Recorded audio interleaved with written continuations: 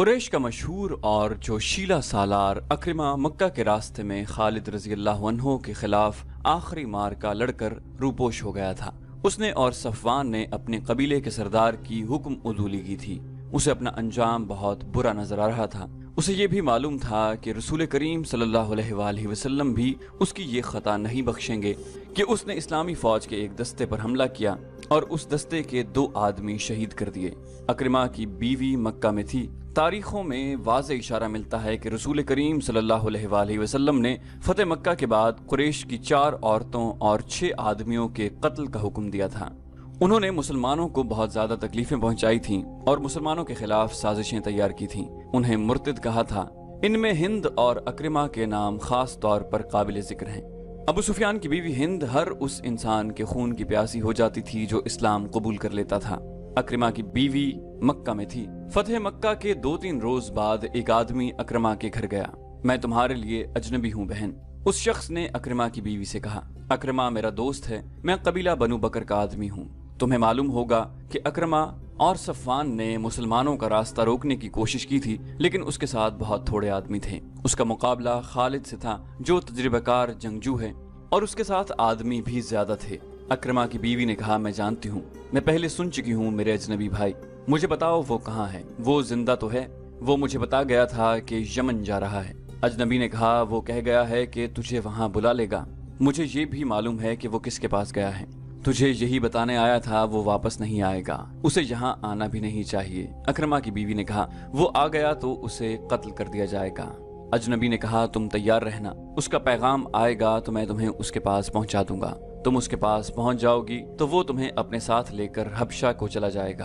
अजनबी उसे अपनी बस्ती का और अपना नाम बताकर चला गया। 2 रोज बाद अक्रिमा की बीवी बनु बकर की बस्ती में गई और उस आदमी से मिली जिसने उसे अक्रिमा का पैगाम दिया था। क्या तू अक्रिमा के पास जाने को आई है? अक्रिमा के दोस्त ने पूछा। मैं उसे वापस लाने के लिए जा रही हूँ। अक्रिमा की बीवी ने कहा, क्या तू नहीं जानती कि वो आया तो उसे कत्ल कर दिया जाएगा? अक्रिमा की बीवी ने कहा, उसे कत्ल नहीं किया जाएगा। मैंने इस्लाम कबूल कर लिया है और रसूलुल्लाह सल्लल्लाहु अलैहि वसल्लम ने मेरी फरियाद पर मेरे शोहर को माफ कर दिया है। क्या तूने मोहम्मद सल्लल्लाहु अलैहि वसल्लम को अल्लाह का रसूल मान लिया है? मान लिया है। मोहम्मद सल्लल्लाहु अलैहि वसल्लम ने तुम्हारे साथ सौदा किया होगा। अक्रिमा के दोस्त ने कहा, उसने तुम्हारे आगे ये शर्त रखी होगी कि तुम और अक्रिमा इस्लाम कबूल कर लो। अक्रिमा की बीवी ने कहा, नहीं, मोहम्मद सल्लल्लाहु अलैहि वसल्लम ने जो अल्लाह के भेजे हुए रसूल हैं, मेरे साथ ऐसा कोई सौदा नहीं किया, और मोहम्मद सल्लल्लाहु अलैहि वसल्लम उनमें से नहीं जो सौदा करके अपनी बात मनवाया करते हैं। मैं वहां अपने शौहर की जान बख्शी की फरियाद लेकर गई थी। ये वही मोहम्मद सल्लल्लाहु अलैहि वसल्लम हैं जिन्हें मैं बड़ी अच्छी तरह जानती थी, लेकिन अब मैंने आपको देखा तो मैंने दिल से कहा कि ये वो मोहम्मद सल्लल्लाहु अलैहि वसल्लम नहीं जो कभी हम में से थे। ये मोहम्मद सल्लल्लाहु अलैहि वसल्लम जिनके पास मैं अब फरियाद लेकर गई। आप सल्लल्लाहु अलैहि वसल्लम की आंखों में मुझे कोई ऐसी चीज नजर आई जो किसी और इंसान में नहीं होती। मुझे डर था कि मोहम्मद सल्लल्लाहु अलैहि वसल्लम जो अल्लाह के रसूल हैं कहेंगे कि ये अक्रिमा की बीवी है, इसे यरगमाल बनाकर रखो ताकि अक्रिमा आ जाए और उसे कत्ल कर दिया जाए। लेकिन आप सल्लल्लाहु अलैहि वसल्लम ने मुझे एक मजबूर औरत जानकर इज्जत से बिठाया। मैंने फरियाद की कि फतह आपकी है, मेरे बच्चों को यतीम न करें, मेरे शौहर की बदअहदी की सजा मुझे और मेरे बच्चों को न दें। आपने कहा कि मैंने अक्रिमा को माफ किया, और मालूम नहीं वो कौन सी ताकत थी जिसने मुझसे ये कहलवाया कि मैंने तस्लीम किया कि मोहम्मद सल्लल्लाहु अलैहि वसल्लम अल्लाह के रसूल हैं। अब मैं उस खुदा को मानती हूँ जिसने मोहम्मद सल्लल्लाहु अलैहि वसल्लम को रिसालत दी है। अक्रिमा के दोस्त ने कहा, और तुम मुसलमान हो गई? हाँ, अक्रिमा की बीवी ने कहा, मैं मुसलमान हो गई। मुझे उसके पास ले चल मेरे शौहर के दोस्त, मैं उसे वापस लाऊंगी, मैं दोस्ती का हक अदा करूंगा। अक्रिमा के दोस्त ने कहा, चल मैं तेरे साथ यमन चलता हूँ। काफी दिनों बाद अक्रिमा अपनी बीवी के साथ मक्का में दाखिल हुआ। अपने घर जाने के बजाय हुजूर सल्लल्लाहु अलैहि वसल्लम के पास गया और उसने अपने किए की माफी मांगकर इस्लाम कबूल कर लिया। उसी रोज सफवान भी वापस आ गया। वो भागकर जद्दा चला गया था। एक दोस्त उसके पीछे गया और उसे कहा कि वो सालारी रुतबे का जंगजू है और उसकी कदर रसूल करीम सल्लल्लाहु अलैहि वसल्लम ही जान सकते हैं। उसे ये भी कहा गया कि कबीला कुरैश खत्म हो चुका है। सफवान तलवार का धनी और नामवर सालार था। वो अपने दोस्त के साथ मक्का आ गया और उसने रसूल करीम सल्लल्लाहु अलैहि वसल्लम के हुजूर पेश होकर इस्लाम कबूल कर लिया। ابو सुफियान रजी अल्लाह अन्हु की बीवी हिंद ऐसी औरत थी जिसके मुताल्लिक सोचा नहीं जा सकता था कि इस्लाम कबूल कर लेगी। रसूल करीम सल्लल्लाहु अलैहि वसल्लम ने उसके कत्ल का हुक्म दे रखा था और वो रूपोश थी। अबू सुफियान रजी अल्लाह अन्हु इस्लाम कबूल कर चुके थे। हिंद को जब पता चला कि अक्रिमा और सफवान ने भी इस्लाम कबूल कर लिया है तो वो सामने आ गई, ये जानते हुए कि उसे कत्ल कर दिया जाएगा। वो रसूल अकरम सल्लल्लाहु अलैहि वसल्लम के पास जा पहुंची। आप सल्लल्लाहु अलैहि वसल्लम ने उसे माफ कर दिया और वो मुसलमान हो गई। मक्का के इर्द गिर्द दूर और नजदीक कुछ कबाइल थे। उनमें बाज बुतपरस्त थे और बाज तवहमात के अकीदे बनाए हुए थे। रसूल करीम सल्लल्लाहु अलैहि वसल्लम ने उनकी तरफ पैगाम भेजे कि वो अल्लाह का सच्चा दीन कबूल कर लें। पैगाम ले जाने वाले फौजी थे, लेकिन आप सल्लल्लाहु अलैहि वसल्लम ने हुक्म दिया था कि किसी पर तशद्दुद न किया जाए और जंगी कार्रवाई से गुरेज किया जाए। मक्का के जुनूब में तिहामा का इलाका था जहां जंगजू कबाइल बिखरे हुए थे। उनके मुतालिक खदशा था कि लड़ने पर उतर आएंगे, इसलिए उस इलाके में फौज का एक दस्ता भेजा गया और उसकी कमान खालिद रजी अल्लाह अन्हु को दी गई। तमाम का तमाम दस्ता घुड़सवार था। उसमें बनु सलीम के आदमी भी थे, मदीना के भी थे। खालिद रजी अल्लाह अन्हु को मक्का से तकरीबन 50 मील दूर मिलमलेम के मकाम तक जाना था। खालिद रजी अल्लाह अन्हु अपने सवार दस्ते के साथ रवाना हो गए। उनकी मंजिल 50 मील दूर थी। बमुश्किल 15 मील दूर गए होंगे कि एक मशहूर जंगजू कबीले बनु जुजैमा के आदमियों ने खालिद रजी अल्लाह अन्हु के दस्ते का रास्ता रोक लिया। खालिद रजी अल्लाह अन्हु ने अपने दस्ते को लड़ाई की तरतीब में कर लिया। बनु जुजैमा बाकायदा लड़ाई के लिए निकल आए। खालिद रजी अल्लाह अन्हु ने ऐलान किया कि हम लड़ने नहीं आए, हम दावत देने आए हैं कि इस्लाम कबूल कर लो। बनु जुजैमा की तरफ से जवाब आया, हम इस्लाम कबूल कर चुके हैं, हम नमाज पढ़ते हैं। खालिद रजी अल्लाह अन्हु ने बुलंद आवाज से कहा, हम धोखा खाने नहीं आए, अगर तुम मुसलमान हो चुके हो तो तलवारें और बर्छियां फेंक दो। बनु जुजैमा की तरफ से किसी ने ललकार कर कहा, खबरदार बनु जुजैमा, इसे मैं जानता हूँ, ये मक्का के अल वलीद का बेटा खालिद है, इस पर एतबार न करना, हथियार डाल दोगे तो ये हम सबको कत्ल करवा देगा। खुदा की कसम, मुझे रसूल अल्लाह सल्लल्लाहु अलैहि वसल्लम का हुक्म न मिलता कि जंग न करना तो मैं देखता कि तुम हथियार डालते हो या नहीं। खालिद रजी अल्लाह अन्हु ने कहा, हम दोस्त बनकर आए हैं, हम तुम पर अल्लाह का दीन जबरदस्ती ठोंसने नहीं आए, हमें दोस्त समझो और हमारे साथ आ जाओ। अहले कुरैश की क्या खबर है? बनु जुजैमा की तरफ से आवाज आई, मक्का चलकर देख लो। खालिद रजी अल्लाह अन्हु ने कहा, अबू सुफियान, अक्रिमा और सफवान इस्लाम कबूल कर चुके हैं। बनु जुजैमा ने हथियार डाल दिए। खालिद रजी अल्लाह अन्हु घोड़े से उतरकर आगे बढ़े और बनु जुजैमा के सरदार से गले मिले। पूरे कबीले ने इस्लाम कबूल कर लिया। मुसलमानों को मक्का एक मरकज की हैसियत से मिल गया। ये सूरज की मानंद था जिसकी किरणें दूर दूर तक फैलने लगी, लेकिन इस्लाम की दुश्मन कुव्वतें यकजा हो रही थीं। ताइफ एक मकाम है जो मक्का मुअज़्ज़मा से चंद मील दूर है। जनवरी 630 ईस्वी शवाल 8 हिजरी की एक रात वहाँ जश्न का समा था। फजा शराब की बू से बोझल और रात मखमूर थी। रक्स के लिए ताइफ के इर्द गिर्द के इलाके की चुनी हुई नाचने वालियां आई हुई थीं। उनके रक्स और हुस्न ने मेहमानों को मदहोश कर दिया था। मेहमान मक्का के शुमाल मशरकी इलाके के मशहूर जंगजू कबीले हवाजन के सरकर्दा अफराद थे। उनके मेजबान ताइफ और गिरदो निवाह में फैले हुए कबीला सकीफ के सरदार थे, जिन्होंने अपने मेहमानों पर अपनी अमारत और फैयाजी और कुशादा ज़र्फी का रोब जमाने के लिए इतनी शाहाना ज़ियाफत और इतने शानदार जश्न का एहतमाम किया था। 2 लड़कियां रक्स के कमाल दिखा रही थीं कि मेजबान कबीले का सरदार मालिक बिन औफ उठ खड़ा हुआ और उसने ताली बजाई। साज खामोश हो गए। नाचने वालियां बुत बन गईं और उनकी नजरें मालिक बिन औफ पर जम गईं। मेहमानों पर सन्नाटा तारी हो गया। ऐसा लगता था जैसे रात के गुजरते लम्हों का काफिला रुक गया हो। हर कोई मालिक बिन औफ की तरफ देख रहा था।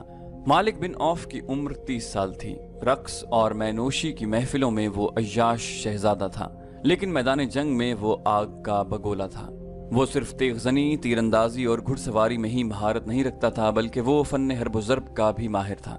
इन्हीं औसाफ की बदौलत वो कबीले का सालार था। जंग के मामले में वो इंतहा पसंद था। यूं लगता था जैसे ठंडे दिल से सोचना उसे आता ही नहीं। उसकी जंगी चालें उसके दुश्मन के लिए बड़ी खतरनाक होती थीं। कबीला कुरैश में जो हैसियत कभी खालिद बिन वलीद रजी अल्लाह अन्हु को हासिल थी, वैसे ही दबदबा मालिक बिन औफ का अपने कबीले पर था। हमने बहुत खा लिया है।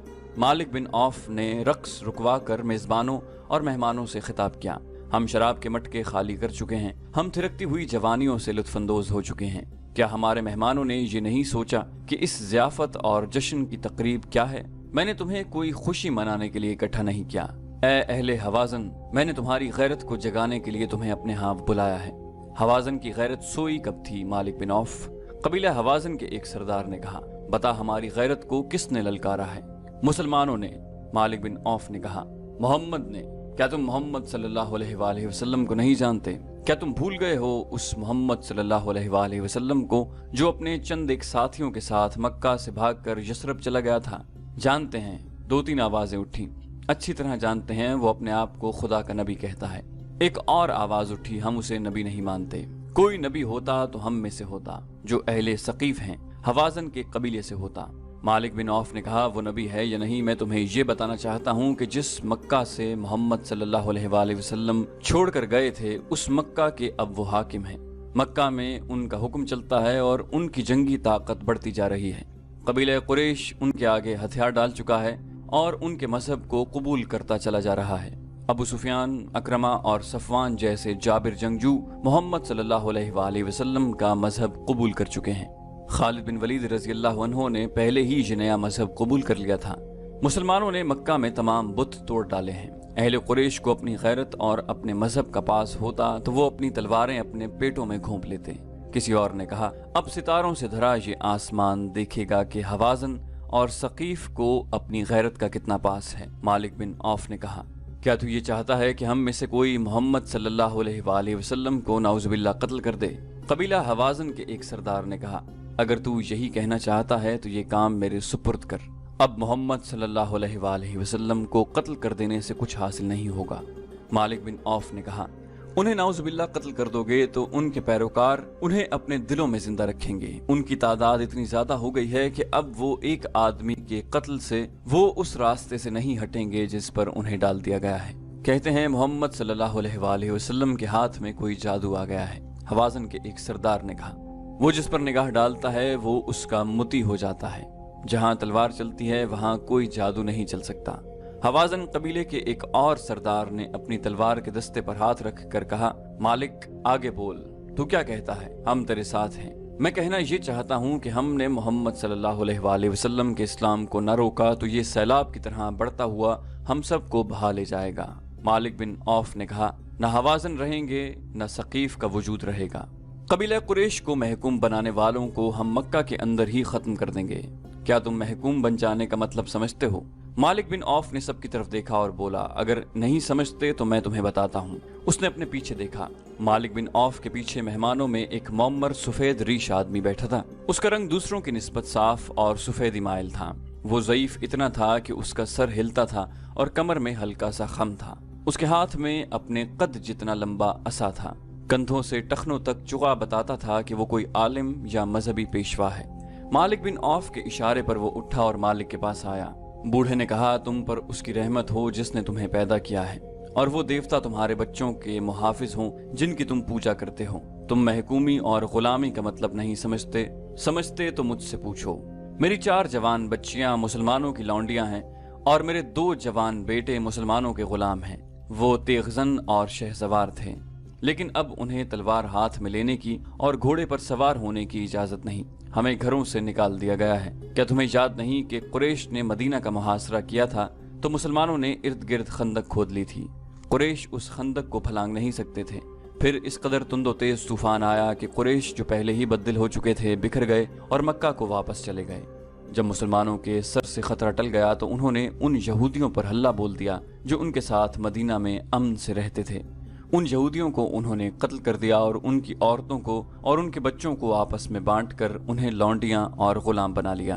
اے بزرگ، قبیلہ ثقیف کے ایک سرکردہ آدمی نے ایک بلند آواز سے کہا، اگر تو یہودی ہے تو کیا ہم نے غلط سنا تھا کہ تیرے قبیلے نے مسلمانوں کو دھوکہ دیا تھا؟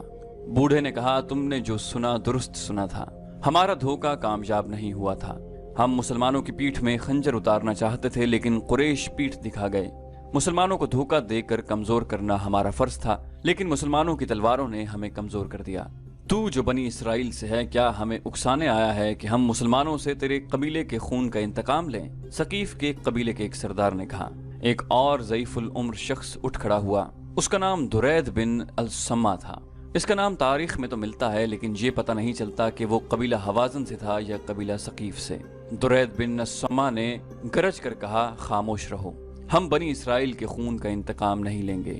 کیا تم ابھی تک نہیں سمجھے کہ ہم نے مسلمانوں پر حملہ کر کے ان کا خون اپنی تلواروں کو نہ پلایا اور ان کے زخمیوں کو گھوڑوں تلے نہ روندا، تو وہ ہمیں بھی قتل کر کے تمہاری بیٹیوں کو، تمہاری بہنوں کو اور تمہاری بیویوں کو اپنی لونڈیاں اور ہمارے بچوں کو اپنا غلام بنا لیں گے، اس سے پہلے کہ ان کے گھوڑے طائف کی گلیوں میں ہنہنائیں۔ کیا یہ اچھا نہیں ہوگا کہ ہمارے گھوڑے ان کی لاشوں کو مکہ کی گلیوں میں کچلتے پھریں؟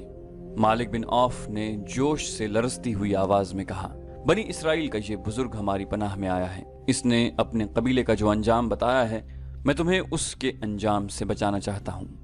اٹھو اور لات کے نام پر حلف اٹھاؤ کہ ہم محمد صلی اللہ علیہ وآلہ وسلم اور ان کے تمام پیروکاروں کو، جنہوں نے مکہ کے تمام بت توڑ ڈالے ہیں، ختم کر کے اپنی عورتوں کو اپنے منہ دکھائیں گے۔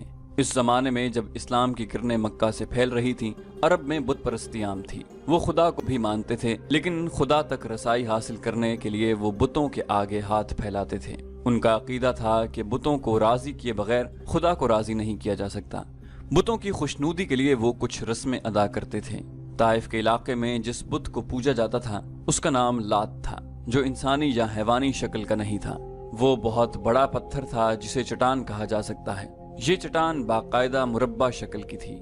بعض مورخوں نے لکھا ہے کہ یہ مربع شکل کا قدری طور پر بنا ہوا چبوترا تھا، جس پر شاید کسی زمانے میں کوئی بت رکھا گیا ہو، لیکن طلوع اسلام کے دور میں یہ صرف چبوترا تھا اور ارد گرد کے قبائل اسی کو پوجتے تھے۔